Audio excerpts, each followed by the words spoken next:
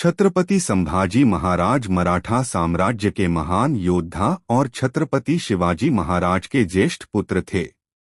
उनका जन्म 14 मई 1657 को पुरंदर किले में हुआ।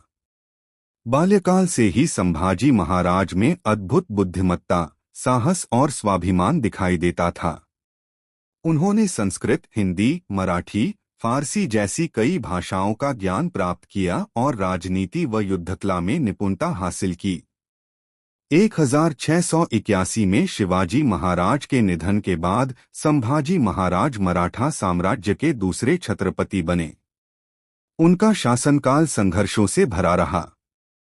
मुगल सम्राट औरंगजेब उस समय पूरे भारत में अपने साम्राज्य का विस्तार करना चाहता था, लेकिन संभाजी महाराज उसकी राह में अडिग चट्टान बनकर खड़े रहे।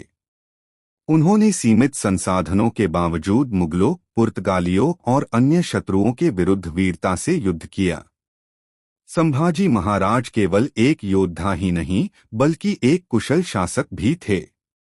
वे प्रजा के सुख दुख को समझते थे और धर्म व संस्कृति की रक्षा को अपना कर्तव्य मानते थे।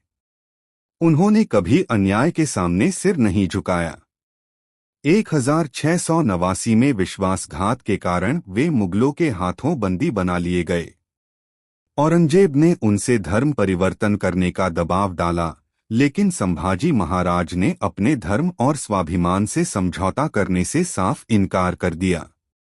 अंततः 11 मार्च 1689 को अत्यंत अमानवीय यातनाओं के बाद संभाजी महाराज वीरगति को प्राप्त हुए। उनका बलिदान मराठा इतिहास का स्वर्णिम अध्याय है। उन्होंने यह सिद्ध कर दिया कि सच्चा राजा वही होता है जो अपने सिद्धांतों और मातृभूमि के लिए प्राणों का त्याग करने से भी पीछे न हटे।